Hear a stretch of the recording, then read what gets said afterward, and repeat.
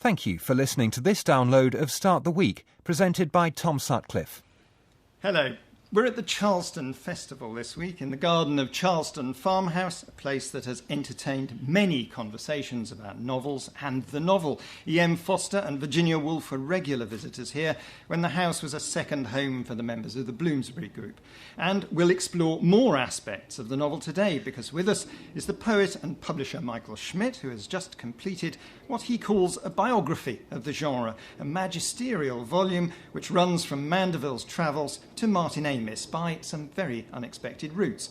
Also with him, three distinguished novelists. Tim Winton, whose latest book, Eerie, opens with a hangover so vividly described I had to take 2 Nurofen after reading it. Nicola Barker, whose new novel, In the Approaches, features a character who's absolutely furious at the way he's been written, and the Norwegian writer Karl Ove Knausgaard, whose extraordinary 6-volume novel, My Struggle, has become an international bestseller and, incidentally, provoked a certain amount of debate about what actually constitutes a novel. We're going to start, though, with you, Michael, because you seem to have read, in the course of preparing your volume, pretty much every novel ever written. It feels like that sometimes when you're reading it. You yourself don't have a strict definition of the novel. You don't set out to develop a theory of the novel. Why was that? I think as soon as you start laying down rules, you exclude lots of possibilities for the novelists themselves. I mean, we have around the table 3 novelists who do very, very different things, and I think any definition that one might offer would exclude at least one and possibly 2 of them. If you didn't have a theory of the novel, you must have had a theory about this book. What's it for? Well, I think it's really to recreate the reader. In ancient times, when people were living in the 19th century, say, they really loved being inside a book. They hated finishing a book. The serialization habit and so on. People engaged with the book. They engaged together and they discussed the book. You know, there was great conflict over the death of Clarissa, great excitement over the different installments of a Dickens novel. It was very much a social genre, and it was an inclusive genre. And I think it would be nice if we didn't read books to finish them, but if we read books to enjoy them and to be in them. And there's such a joy in reading. A lot of books now are constructed so that that they aspire to the condition of film, really, and not to the condition of music any longer. I mean, you rightly say it's a joy to read, and you rightly say that the novel was a hugely popular form throughout its long life. But you also quote Virginia Woolf, fittingly enough, given where we are, to read a novel is a difficult and complex art. Yes. Now, there's a slight contradiction there, isn't there? If it's so difficult, why do so many people love to do it? Because difficulty is pleasurable. I think that we forget this when we dumb down our teaching, when we dumb down our reading. Difficulty is pleasurable, and the tasks, the challenges that the novelists here and all the novelists I write about have set themselves are difficult tasks. You're not complicating things, but the reality they're addressing is a difficult reality. And to find the form to address that reality is a difficult quest. It's a huge book. 1,100 pages. It's a short introduction. It's a short introduction. I'm very glad you didn't set out to write the long book version then. I wanted to ask you about one specific thing, because though you don't have a theory of the novel, your book is packed with theories of the novel, because you quote other writers, you quote other novelists, but you also quote this by John Updike: "The novel was born in Christendom, and the possibilities of good and evil, heroism and villainy are crucial to it." You think it is an essentially moral form, a form engaged with moral battle? It is, but I think as soon as the moral battle becomes detached from the story, it becomes didactic in ways which are not fictional. It becomes didactic in with much more design. And so I think the moralizing of the novel has to be implicit in the story. You said this too: a taste for fiction develops when readers and writers grow uncomfortable in a posture of subordination to ecclesiastical power. So you've got Christendom creating the thing, but then it depends on insurrection, doesn't it? It does. Well, the very first great novel which informs all of our traditions is Don Quixote, and of course it's a parody. It's a series of parodies of all sorts of things which Cervantes knew backwards, which had conditioned him and which he was rebelling against, which he was resisting. The same with Rabelais. Those are the 2 sort of bedrocks of English fiction, Rabelais and Cervantes. Great English writers, thanks to Urquhart and Smollett, of course. I just want to ask other writers what they feel about this idea that the novel is inherently emerging from Christendom, emerging from... I love that idea. In fact, I'm trying to drag it back again, I think, in my latest work. But I must say that I have I never introduce myself as a novelist. I find that a really embarrassing word. Why I think embarrassing? of myself. There's so much embedded in it. Like I don't know, but I think of myself as a fiction writer. So I think about narrative and words. That's it for me. I try not to. I mean, I think your book's wonderful, but I try not to investigate form or history because I feel as if that impinges on the process, which is a free process and quite intimate for me. So, I don't want any kind of rules or ideas to get in the way of that. Do you want other writers to get in the way, or do you have to fight off other writers, other great predecessors? Of course, I'm incredibly intimidated by other writers, so I like to ignore them by and large. But I love other writers and I love reading, but I don't like analysing so much. And Michael's book is all about writer critics. I'm a little bit suspicious of writer critics because I feel as if once you start talking about the novel, you're embedding yourself in a kind of tradition and a history of the novel, and you're sort of making yourself a part of the discourse. And I don't want to be a part of that. I don't disapprove of it, but that's not for me. If you could just do it for the next 40 minutes, we'd be grateful. Tim Winton, your latest book is about a moral battle. It's about all sorts of moral dilemmas. Do you recognise that description as this inherent, as it were, morality of the novel? To a certain extent, I think. Although I think you're right. I think the novel is not an instrument of persuasion. I think when a writer feels as though the main force of the work is to somehow drag the reader to a point of view, a fixed point of view, I think the reader smells a rat. You can feel the authorial hand on the back of the neck being shoved forward.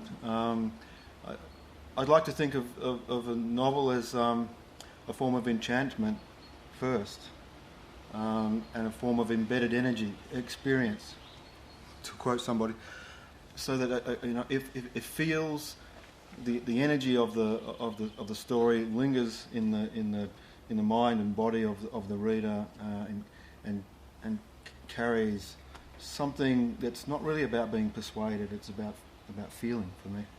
Karl Ove Knausgaard in Boyhood Island, there's a rather good passage actually about the young boy beginning to read, and all of the books that he's reading, because they're largely for children, are rather moralising. They all have a sort of, and it gets him into terrible trouble, doesn't it? Were you slightly expressing your own anxiety about that tendency? Yes. These books were from the 50s, my father's books, and they were Christian, And I was 7, 8, 9 years, something like that. And I became a Christian by reading it, And I was the only Christian person in my surroundings. And I told people, you can't curse, you can't steal, you can't do this and that. And I became kind of a very intolerant, little, clever idiot that nobody liked. And that was all because I read these books. The dangers of literature. Yeah, because I was so receptive for it, and they were all about being good. And I misunderstood completely the concept of being good because I read those books. But now I think, for me, literature is a place where you could be free. That's the most important thing for me in my reading and in my writing. And that includes free from morality, the place where you could go outside of society. This is kind of an ideal for me. It's very hard to do. It's if you go outside the social scene, you are inhuman in a way, And you can feel that in your body when you write this is wrong. I think it's easy to write from a place which is outside values and morality if you've had them. I think it's worrying if you're, it's important that you've had that bedrock, so then you have something maybe to work against. Plus, I must say to Tim that I am quite an agenda-driven writer. So often it's not obvious what my agenda is, but I certainly have one. And why would I write otherwise? I always have an agenda. Before we move on, I wanted to ask you about one other very striking remark that you quote in your book from Robert Louis Stevenson. In literature, the great change of the past century has been effected by the admission of detail. As it appears in your book, it's almost a fall from grace, this. You quote a lot of people who are not very keen on realism, not very keen on verisimilitude, the crutches of verisimilitude, Martin Amis calls them. hysterical realism, another... Yeah. What was Robert Louis Stevenson talking about there? Well, because we think of the novel as being a realist form from the beginning, don't Well, we? I think Stevenson was actually rebelling against Scott, because when you read the novel and suddenly you hit Sir Walter Scott and you have this immense world of detail, which hadn't really, Jane Austen is very, she gives you templates and so on, but Scott gives you all the detail and the history, and everything has to be believable and credible and has to be answerable to the world, apart from his women. He doesn't really do them very well. And I think Stevenson, and of course he had a tremendous impact on loads of other writers, Cooper and all the American writers and so on. And I think Stevenson wanted to rescue fiction really from this plethora of detail that could kill the novel. He comes back with Balzac and Zola. But it's one of the great seductions of a novel as well, and remains so, doesn't it? I mean, Tim Winton, your book, Eerie, I think you like to call it airy. You pronounce it airy, I pronounce it eerie, but... Let's call the whole thing off, all right? But you start with, I think, a quite brilliant description, not just of a hangover, but of the physical impact of a particular place in Western Australia, Fremantle, a particular...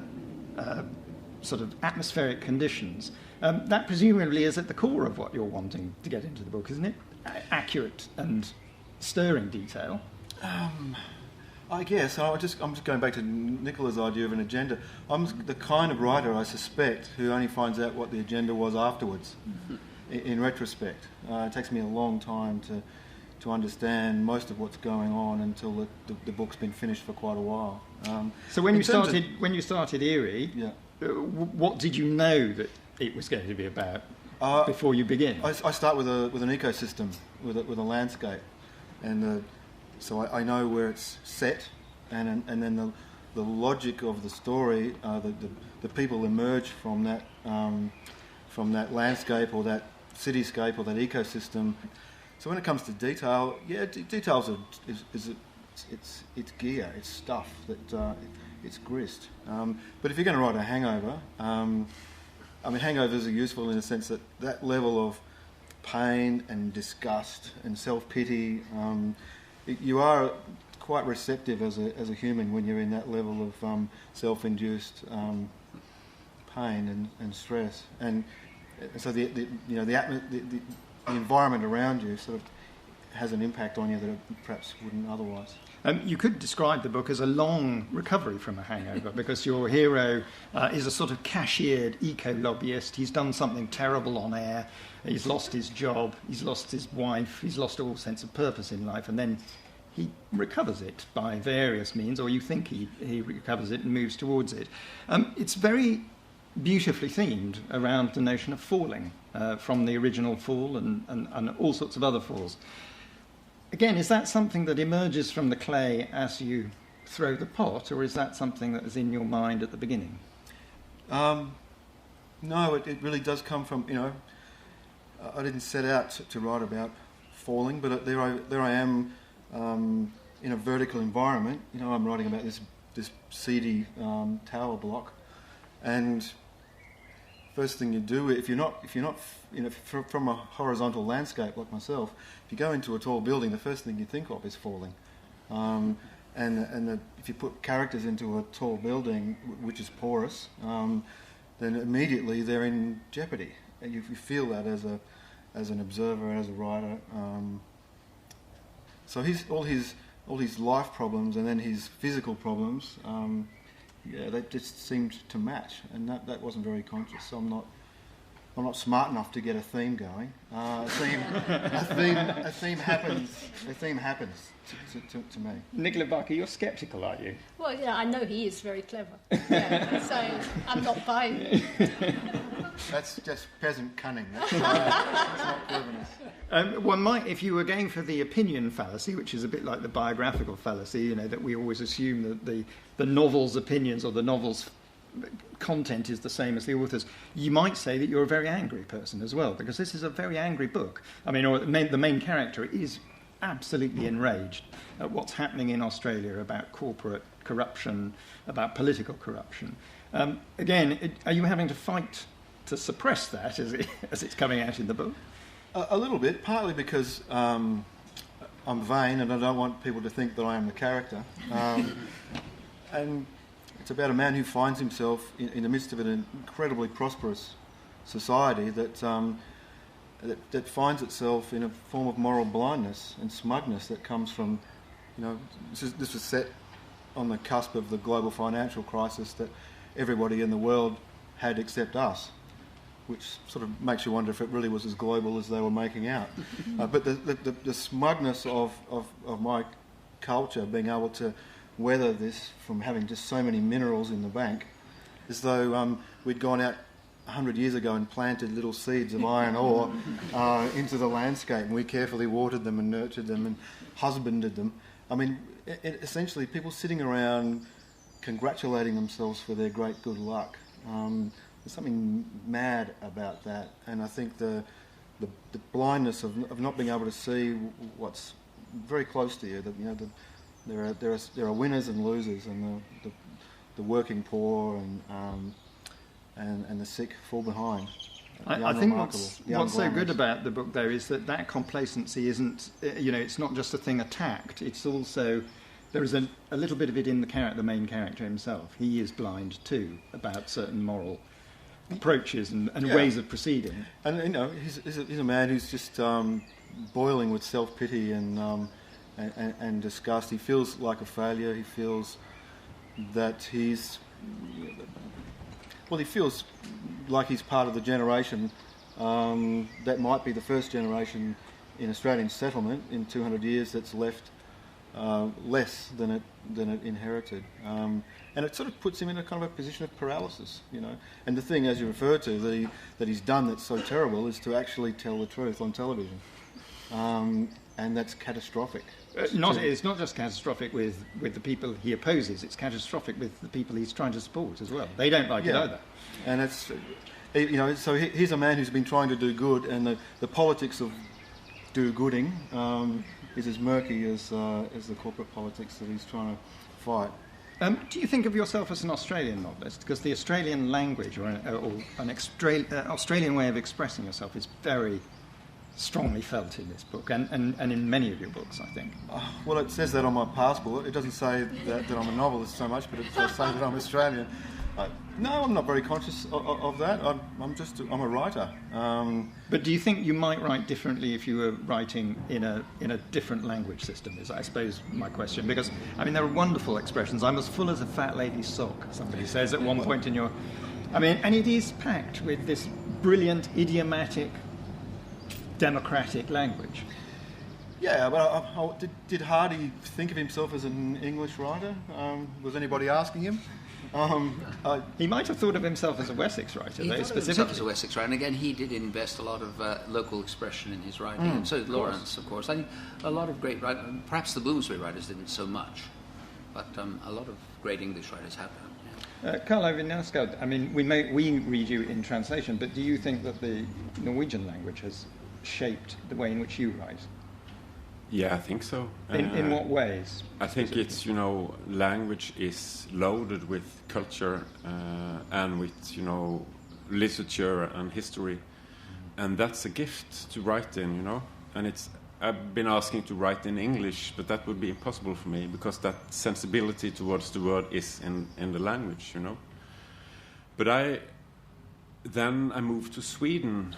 And that made it possible to write this book because there was a distance, and you need a distance to write. You have to be close to something, and that's the language. And then you need a distance, I think, to the world to see it. And when you see your work in translation, what are you aware of what disappears from it that is specifically Norwegian and that cannot be translated? No, I do not read translations. And I think my English translator, I trust him, and you do whatever you like to do because it's the energy and the flow that is important, I think, not the details. But I did check the Swedish edition. I checked one thing in that. It's the last sentence in book 5. That's the only thing I checked, and this is true. And she got it all wrong, And then I realized I can't do that, can't control it, can't, hold on to it, just let it go. That's why you don't check. Can I ask what it was that you... It was, that sentence kind of summed up the whole book. In that way, I left, the city. And in that way was the whole book, and she just wrote something else. So the whole point of the last sentence disappeared. I see a translator completely rewrites the book, and you have to allow them to do that. I think it's their book then. They just create something different because a writer's relationship with language is so intimate. I mean, that once that's kind of ruined, then there's no getting it back. So a completely different atmosphere, I think, takes over a book in translation. But Karl Ove's book has got one characteristic which I really admire, and that it's got a very limited diction, a very, very limited range of language, this new book of yours. And the result is that you have a wonderful translator who also limits his diction. So all those terrible elements that infect English fiction, like irony, that create distance, aren't there. It is a very innocent language without being falsely innocent. You know, you're very well served by your translator. Don't read the end of book 5. Is that a description you recognise, Karl Ove Knausgaard? Yes. It's innocence and a kind of naivety in it, which I myself hate to see, because it's no good to see. You want to be clever and all that, but it still is something that makes it possible to do this book. Because if there was irony in it, then it would be almost impossible to read, I think. Is that a style that you had to work towards from your first novels? I tried to get rid of everything, all I knew of how to write a book, everything, get rid of it, self-criticism, get rid of it, and try to be, in kind of a state of mind where it's possible to be very direct. I have to ask you a question which I'm sure you are absolutely sick of, but this audience may not have heard the answer to it or your answer to it, and that is whether you think of it still as a novel, because it cleaves so closely to your own life. Yeah. Its narrator is called Karl Ove.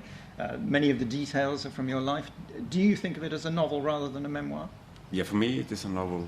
The other day I read about Nabokov. Someone wrote about his memoir, Speak Memory, and I think it was you, yes, Michael, who did it. And you're saying that because of the level of details and description, it is obviously a kind of fiction, fictionalized. And that's the way I feel of my own book. If you write something, it is not the thing itself, it is the writing, and that's for me, that's a novel. I mean, I don't see the difference between writing fiction and non-fiction if it's in the form of a novel, which this book is. You said you started writing because you were nauseated by fiction. Yeah. What was it that sickened you? I didn't start. I tried to write this as fiction for a very long time, and it didn't work. I didn't believe in it, and then I stopped believe other novels as well. And I was just a feeling of that everything is fictionalized. The world is presented to us through news programs, TV, internet, and it's all stories. Stories. And I just felt sick about it. I wanted to take the world back, in a way. That was the feeling I had. That was my ambition, but only my own world, and that was why I had to invent another language. There's a very interesting moment towards the end of Boyhood Island where I think it is in your voice, and you say the problem is not so much that the world limits your imagination as your imagination limits the world. Yeah, that's... What did you mean by that? I didn't mean exactly the way you put it. I know. Yeah. So even as I was asking that question, I knew that's what you were going to say. But that's the one thing with writing, and that's the amazing thing with writing, is that you always ends up on other places than you started, and that you couldn't imagine yourself have been writing this. And I think everybody's writes experienced this, and that's the important thing. But the reason it's a novel too is that as this poor lad goes through his various adventures, we always know what he should be doing, and he never does it. So we're always there's this epistemological thing where you know he should really tell his parents this, but he doesn't tell them because he's afraid his horrible tyrannical father will land on him. And then he comes home with something really good and tells his dad, and his dad twists his ear and pulls him away. And there's this, but we as readers know what's going to happen, and the boy doesn't. So I think that's why it's fictional. I had a problem when I wrote it because it's very the idea of being 9, 10, or 7 is kind of it's the opposite of form. There's no form in your life, and a novel had to shape it and make it into something. And I wanted to, try to keep that feeling as good as possible. So I don't do plots or twists or anything like that. But the problem is, if you don't do that, it can become unreadable in the end.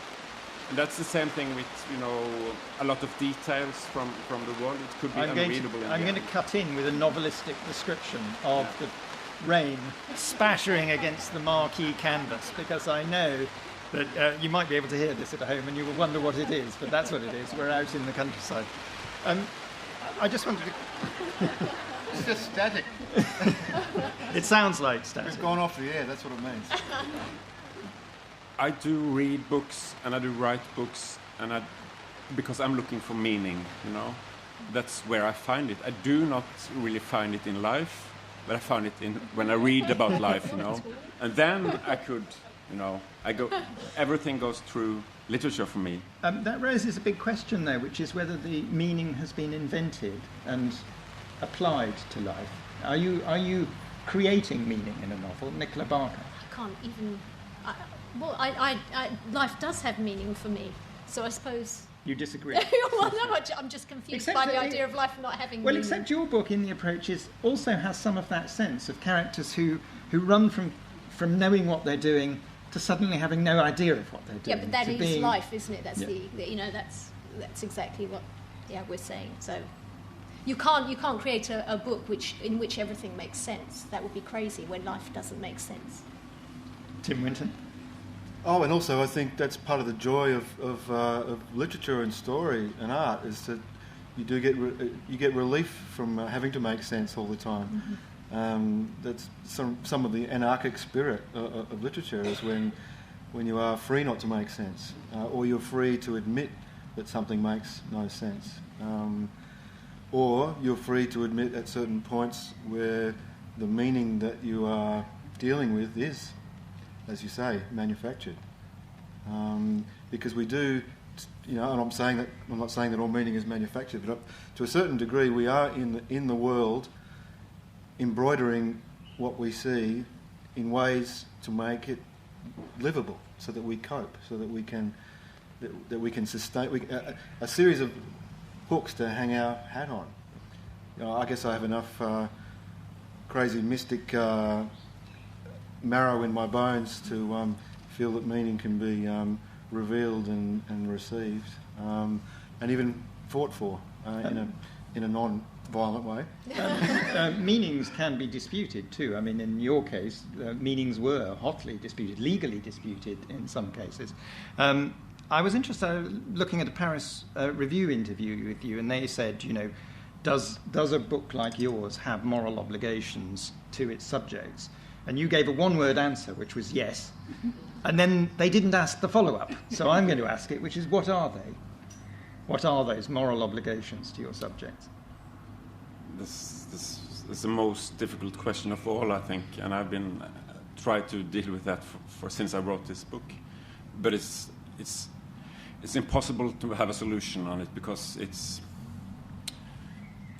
as a novelist, you're writing about someone else, and doing that, you are saying that your book is more important than their lives, which is crap. It isn't like that. But that's on a personal level. But if you take it up and discuss literature, in a big picture, then you could say it, But there are no such thing as a big picture when you're doing this kind of things. So for me, it was like, I want to be good, but I'm doing something that's unmoral. Why? I mean, why I'm doing this? I want the book to be published. I want it out. Why?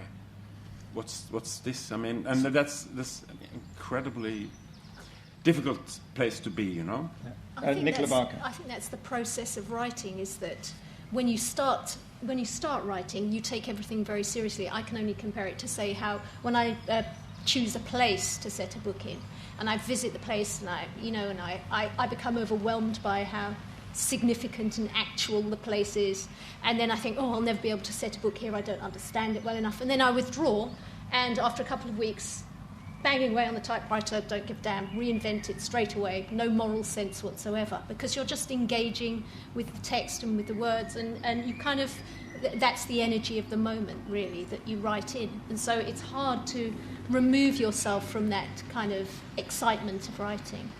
You're protected to a certain degree, though, because you clearly have invented your characters. I mean, one of them takes strong issue with the way in which you've invented him and rages against you in your new book. Were you surprised by that happening, or complete shock? Yeah, complete shock to me. No, that just happened. Yeah, but that I always have a kind of sensible idea of the sort of book I'm going to write, that it's going to be more straightforward and predictable. And then I start doing it, I start writing, and then a spirit of mischief overwhelms me, and I just end up doing kind of naughty things. And that was just one of them. There was a parrot that was talking and thinking. That was just another thing that just happened. I had no intention of doing it. It is part of the liberties of the novel, though, isn't it? As you were saying, you can do anything in a novel. You can give a parrot in a monologue. It's just fun. I mean, writing should be... I mean, I know for a lot of people writing isn't fun, but for me, it's fun. I do it as a kind of... It's a joyous thing. So, yeah. Michael Schmidt. I wonder if Tim maybe is selling the novel and his own novel short when he suggests that the novelist embroiders reality to make it habitable, because surely a lot of novelists write to make it less habitable. I mean, the world that you're drawing is a world we shouldn't be content to live in. It's a world we should be shaking up and we should be taken by the throat. Dickens, though he was in some ways a very conservative figure, was always shaking the world by the throat. Mrs. Gaskell doing the same sort of thing. Even Thackeray doing the same sort of thing. And I think as soon as we think our job is to make a difficult world more comfortable, then we probably do sell our art short. I suppose it's not that it's more comfortable, it's that we own it and we control it as but writers. Do we? I think we don't. Oh, well, as writers, I do. I own my little world. Oh, you own your world. I own it, and I presume Tim does. He creates it. He might not like the world, but it's the world he owns in that moment. Oh, to a certain extent, I feel subject to the world that unfolds on the page before me, and I guess I was talking more about life, the way that we embroider meaning rather than about writing novels.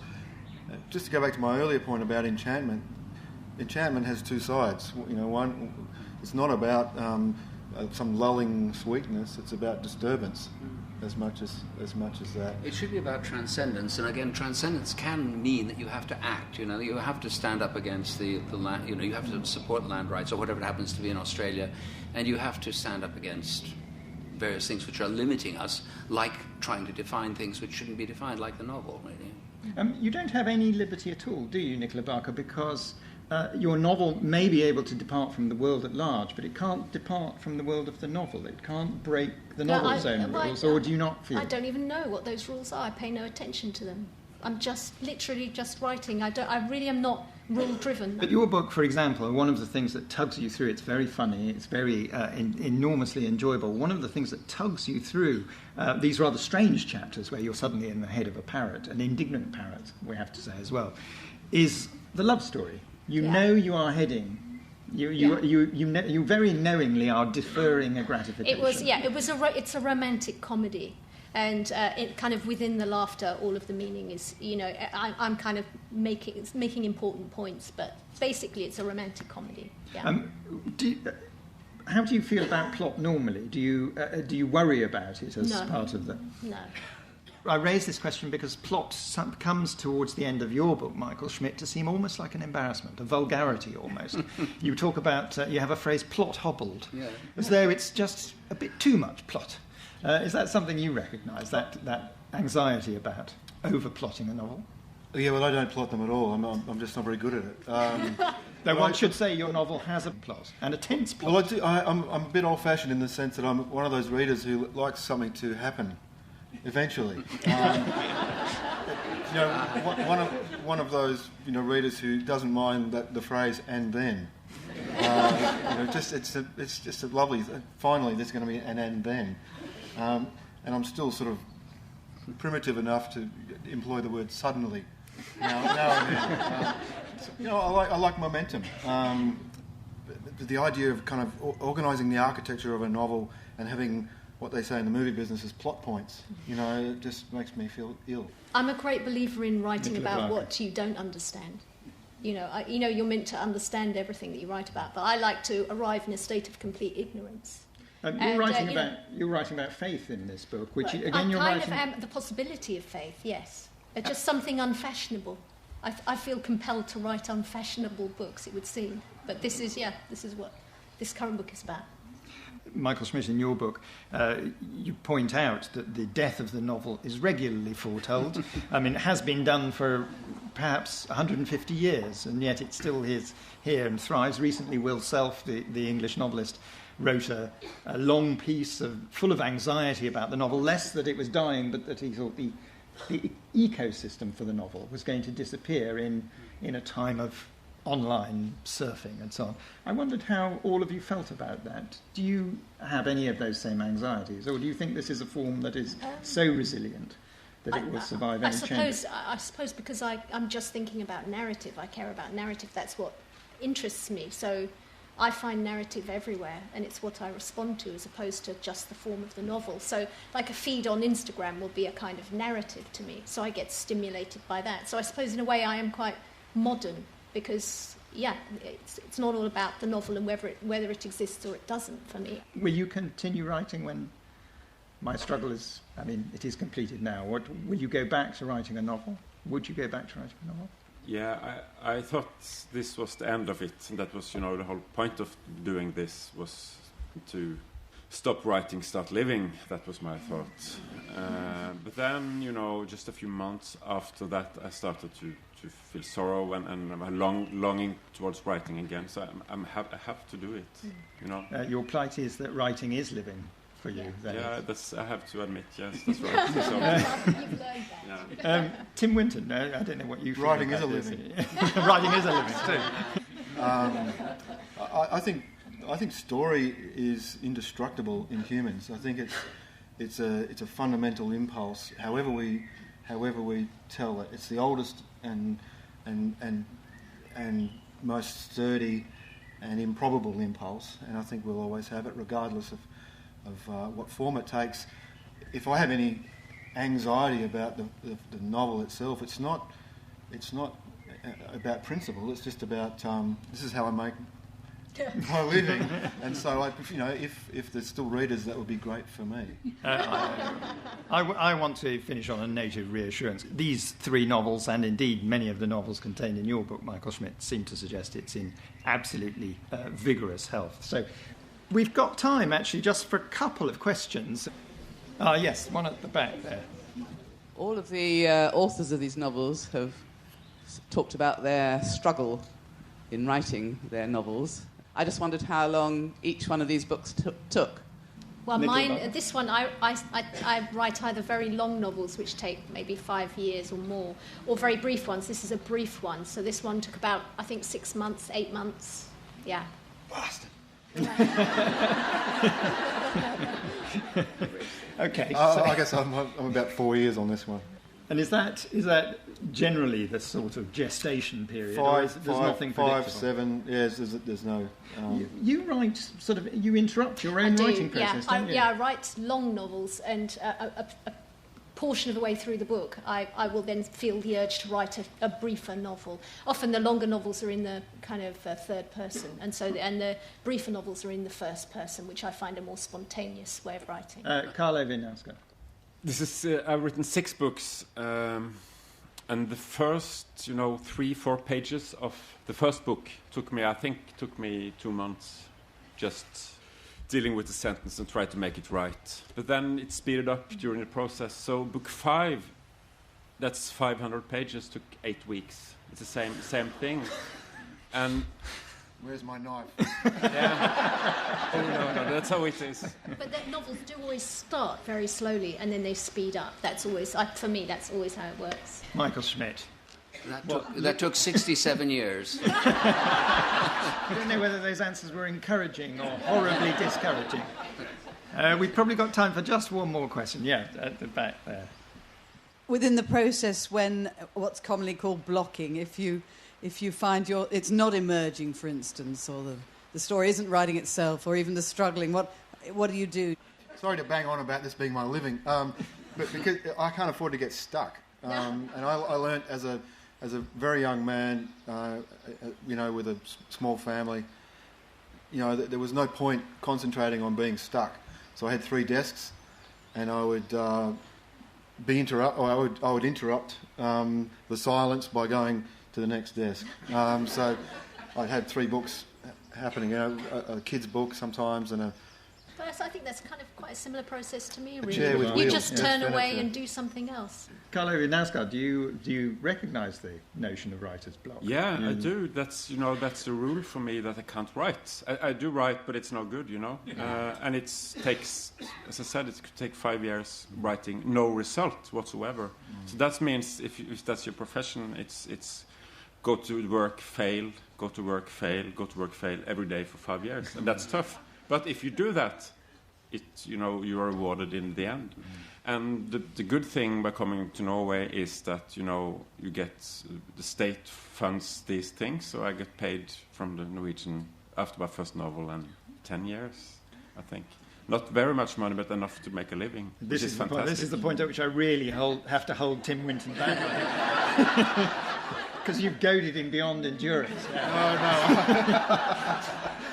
No, I had a couple of years of state money too, but no, I think you're right. But it can be, depending how close you are to to jeopardy in terms of hanging on the edge. All that noble going to work and failing can start to feel catastrophic, and can be catastrophic. But all the failure builds something. There's nothing. No day is wasted. It's all in the bank. That's what you tell yourself, anyway. Okay. Thank you to all my guests. Tim Winton's latest novel, Eerie, is out now, as are the third part of Karl Ove Knausgaard's My Struggle series, Boyhood Island, and Michael Schmidt's biography of the novel. Nicola Barker's In the Approaches is published at the beginning of June. Next week, I'll be asking whether we're a nation of selfish, spoilt, whinging individuals. But now, from the Charleston Festival, thank you and goodbye.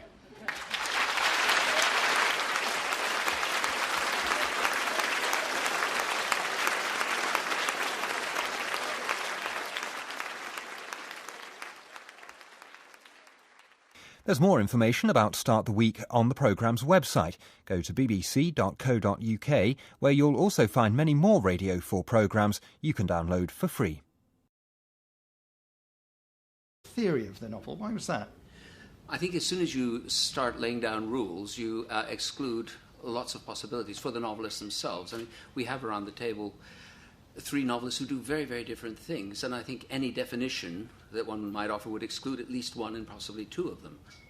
If you didn't have a theory of the novel, you must have had a theory about this book. What's it for? Well, I think it's really to recreate the reader. In ancient times, when people were living in the 19th century, say, they really loved being inside a book. They hated finishing a book. The serialization habit and so on. People engaged with a book. They engaged together and they discussed the book. There was great conflict over the death of Clarissa, great excitement over the different installments of a Dickens novel. It was very much a social genre, and it was an inclusive genre. And I think it would be nice if we didn't read books to finish them, but if we read books to enjoy them and to be in them. And there's such a joy in reading. A lot of books now are constructed so that that they aspire to the condition of film, really, and not to the condition of music any longer. I mean, you rightly say it's a joy to read, and you rightly say that the novel was a hugely popular form throughout its long life. But you also quote Virginia Woolf, fittingly enough, given where we are, to read a novel is a difficult and complex art. Yes. Now, there's a slight contradiction there, isn't there? If it's so difficult, why do so many people love to do it? Because difficulty is pleasurable. I think that we forget this when we dumb down our teaching, when we dumb down our reading. Difficulty is pleasurable, and the tasks, the challenges that the novelists here and all the novelists I write about have set themselves are difficult tasks. You're not complicating things, but the reality they're addressing is a difficult reality. And to find the form to address that reality is a difficult quest. It's a huge book. 1,100 pages. It's a short introduction. It's a short introduction. I'm very glad you didn't set out to write the long book version then. I wanted to ask you about one specific thing, because though you don't have a theory of the novel, your book is packed with theories of the novel because you quote other writers, you quote other novelists, but you also quote this by John Updike. The novel was born in Christendom, and the possibilities of good and evil, heroism and villainy are crucial to it. You think it is an essentially moral form, a form engaged with moral battle. It is, but I think as soon as the moral battle becomes detached from the story, it becomes didactic in ways which are not fictional. It becomes didactic in with much more design, and so I think the moralizing of the novel has to be implicit in the story. You said this too, a taste for fiction develops when readers and writers grow uncomfortable in a posture of subordination to ecclesiastical power. So you've got Christendom creating the thing, but then it depends on insurrection, doesn't it? It does. Well, the very first great novel which informs all of our traditions is Don Quixote, and of course it's a parody. It's a series of parodies of all sorts of things which Cervantes knew backwards, which had conditioned him and which he was rebelling against, which he was resisting. The same with Rabelais. Those are the two sort of bedrocks of English fiction, Rabelais and Cervantes. Great English writers, thanks to Urquhart and Smollett, of course.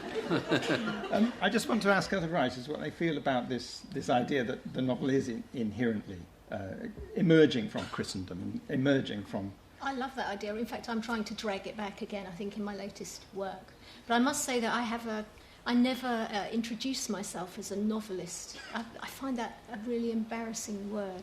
Why I think embarrassing? of myself, there's so much embedded in it. I don't know, but I think of myself as a fiction writer. So I think about narrative and words. That's it for me. I try not to, I think your book's wonderful, but I try not to investigate form or history, because I feel as if that impinges on the process, which is a free process and quite intimate for me. So, I don't want any kind of rules or ideas to get in the way of that. Do you want other writers to get in the way, or do you have to fight off other writers, other great predecessors? Of course, I'm incredibly intimidated by other writers, so I like to ignore. Thank you for listening to this download of Start the Week, presented by Tom Sutcliffe. Hello. We're at the Charleston Festival this week in the garden of Charleston Farmhouse, a place that has entertained many conversations about novels and the novel. E.M. Foster and Virginia Woolf were regular visitors here when the house was a second home for the members of the Bloomsbury Group. And we'll explore more aspects of the novel today, because with us is the poet and publisher Michael Schmidt, who has just completed what he calls a biography of the genre, a magisterial volume which runs from Mandeville's travels to Martin Amis by some very unexpected routes. Also with him, three distinguished novelists. Tim Winton, whose latest book, Eerie, opens with a hangover so vividly described I had to take 2 Nurofen after reading it. Nicola Barker, whose new novel, In the Approaches, features a character who's absolutely furious at the way he's been written, and the Norwegian writer Karl Ove Knausgaard, whose extraordinary 6-volume novel, My Struggle, has become an international bestseller and, incidentally, provoked a certain amount of debate about what actually constitutes a novel. We're going to start, though, with you, Michael, because you seem to have read, in the course of preparing your volume, pretty much every novel ever written. It feels like that sometimes when you're reading it. You yourself don't have a strict definition of the novel. You don't set out to develop a... Ignore them by and large. But I love other writers and I love reading, but I don't like analysing so much. And Michael's book is all about writer critics. I'm a little bit suspicious of writer critics because I feel as if once you start talking about the novel, you're embedding yourself in a kind of tradition and a history of the novel, and you're sort of making yourself a part of the discourse. And I don't want to be a part of that. I don't disapprove of it, but that's not for me. If you could just do it for the next 40 minutes, we'd be grateful. Tim Winton, your latest book is about a moral battle. It's about all sorts of moral dilemmas. Do you recognise that description as this inherent, as it were, morality of the novel? To a certain extent, I think. Although I think you're right. I think the novel is not an instrument of persuasion. I think when a writer feels as though the main force of the work is to somehow drag the reader to a point of view, a fixed point of view, I think the reader smells a rat. You can feel the authorial hand on the back of the neck being shoved forward. I'd like to think of a novel as a form of enchantment